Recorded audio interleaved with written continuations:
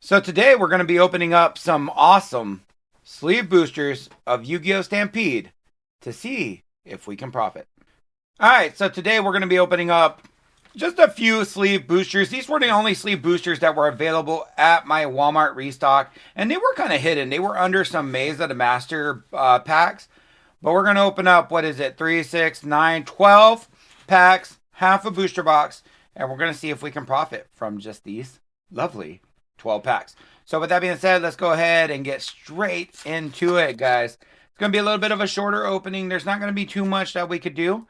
We will try to slow roll these packs and do the anticipation, see if we can get any of the beautiful quarter centuries. So we're going to start off with pack number 1, and we're going to start off with an Arc Fiend Eccentric.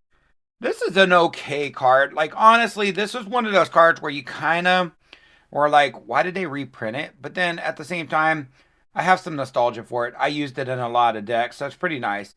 Then we got the Swarm Ship, followed by Shin's Dojo. Oh my god, no way! Another alternate art Blue Eyes. Holy shit! Oh. That's that was a little unexpected, guys. Did not see that one. Oh, I accidentally revealed it. So I'm not going to slow roll this one. It's the Sage with the Eyes of Blue. This is actually a pretty decent quarter century to get if you can pull it. I haven't yet to see it as a quarter century, but that's pretty nice. Drytron Nova. Crimson Dragon. That's actually a pretty solid PCR. Vanquished Soul Pantera is also a pretty solid PCR. And Trap Trick Sarah. So 2 solid PCRs there. The Vanquished Soul Pantera and the Crimson Dragon. That's not too bad. So far, I think we're doing pretty strong. That pack had some decent cards. Like, I don't think the Pantera is very valuable. But if I'm not mistaken, the Crimson Dragon is still like a $1 to $2 card. So it's a nice little PCR or even just a regular secret to get.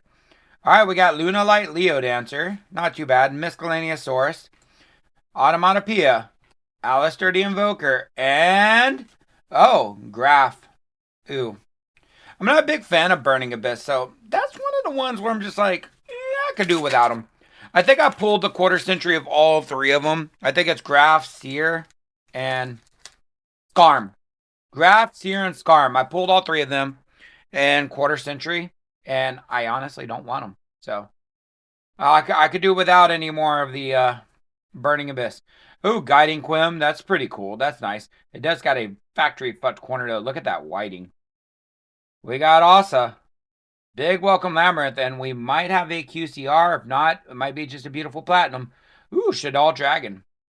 Another one I have yet to pull as a quarter century. I know they got Construct. I know they got the alternate art Construct. I know that we got Window and alternate art Window. Honestly, I kind of wish they would have just did one of the other fusions. Because Shadal Dragon's cool, and I know it's kind of a staple, but it's just, it is what it is, right? Alright, we got Mermail, Abyss Gaios, Dragon Maid Tiding, Hero Lives, Crimson Dragon Secret. Okay, that's not too bad. And Star Drawing. Adorable card, but definitely not one that many people were asking for, right? So far we're what? Maybe 6 packs in. We hit 1 QCR. We're hoping to hit at least 3. We want half a box worth of QCRs opening up 12 packs, right? So we're going to hope for 2 more QCRs in these next few packs. Fiendsmith Engraver is pretty solid. It is still playable. It's a pretty decent card. Erebus is pretty cool. Automatopoeia, not bad. Edge Chain. And I think we got our next QCR. Let's see what it is. It's a spell. Oh, it's a Magic Spectre Unicorn Kieran. Another card that I kind of have slight nostalgia for. It is Spellcaster. It is a Pendulum card. It was used in a lot of Pendulum decks. So overall, not too bad. This definitely doesn't compete with Blue Eyes in terms of coolness. But if you were into that format where Kieran was like a really, honestly, I'd make the argument it's one of the best cards in the game at the time. If you played during that time, that might be something you want to keep. But for me personally, I'm not that nostalgic on it, but it's still nice. Line of the Light Charmer as a PCR is pretty nice. And then Line of Light Charmer is an ultra rare.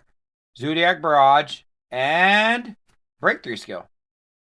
Hey, a little classic Negator. Not a bad card. I think we were talking about that, like me and my friend. They were like kind of ragging on Breakthrough Skill as a card, and I'm like, nah, I kind of like it. I'm like, I kind of dig it. I kind of dig the Breakthrough Skill. All right, let's see if we can get something else good. We're hoping for one more QCR out of the next 5 packs. Oh, and there we go. Sky Striker, Ace, Rose, QCR. And then one of the ones I'm actually not a fan of. I think there are better X-Sabers we could have had than Hyunle. But wow, that is cool. Sky Striker, Ace, Rose. I am actually a Sky Striker fan, so I will take that. So far, we're pretty good, and we still got 4 packs left.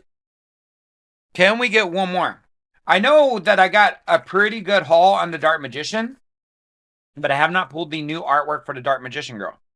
I'm going to lay that down because the pack got stuck to my finger on that one. Like the glue, I guess, was on the back of the pack or something. All right, we got Lyrillust, Ash Blossom, and Joyous Feet. Mermail. Oh, and the Dark Magician as a Platinum. I don't know if I have this one from this set. I have to double check. I know I don't have this as a QCR, or I might have it as a QCR. Guys, I have 5 Dark Magicians as QCRs, and I don't know how many are in the set. I don't know if I have them all, if I'm still missing one. I believe I'm still missing one. So, it's hard to keep track with so many Dark Magicians and Dark Magician girls in the set. All right, next pack.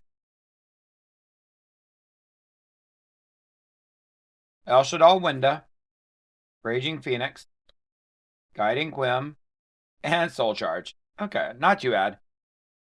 Will that card ever come back? God, who knows? We only got 2 packs remaining, guys. Honestly, I don't think we're profiting. Well, Blue Eyes is still an expensive card, but I paid $5.87 per pack. We might be in the green. I might do a total at the end, or we'll make an assumption that we're in the green or not. Holy shit! Look at that misprint. Arcfiend Eccentric with a massive name shift. Okay, we're gonna put that to the side. We got 2 platinums, Cross Crusader and Mermail Abyss Megalo. I don't know if this misprint will have a market or not, but that's pretty cool.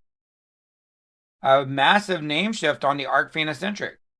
I don't think we had any other misprint like that. Let's double check. But this is our first time, I think, seeing an ultimate rare. Like, we've seen PCRs, but any other, like, massive misprint like that? No. So, maybe our last pack can have one more massive misprint. I'm definitely keeping that in the front. That's pretty cool. I don't know what, like, some misprints are crazy. Like, the misprints for Maximum Gold, where, like, the gold was, like, all over the card in, like, random spots, those sold for hundreds. But then, like, the missing name misprints and the retro pack reprint were much more common, that it reduced the value. Molcharmy Flawless, we always want to see those. Those are good cards. 7th Ascension, and we're going to end up with a White Stone of Ancients. I will consider the Molcharmy a win, because the Molcharmy is still over a $10 card. So overall, I might put values on the screen. I don't know. It all depends on how I feel when editing. But overall, I think we did really, really good. So, y'all got to let me know down in the comments if you think I did good as well. Because that's some fire. That's some heat. Especially with the misprint. I'm interested to see if this has any real value, or if it's just like a junky misprint. But hitting the best Blue Eyes in the set once again is really cool. I might have to see if my friend is interested in picking this up for me. I know he's a huge fan of it. Although I will say, just from initial looks, now I need to turn on the lights. It is a little off-center top to bottom, but it is greatly centered from left to right. I might have to look into the potential of seeing if that's a 10. These cards are hard to tell if they're 10s because of the foiling effect. As for the rest of the cards, they're not too bad. We did get a Mermail. We did get that. That is it for this opening. Hope you guys enjoyed it. God, I love opening this set. Every time these sets are on the shelves, I like to buy them because they're so much fun to open. Anyways, guys, I'll catch you on the next video. Remember, as always, to keep it classy and stay awesome.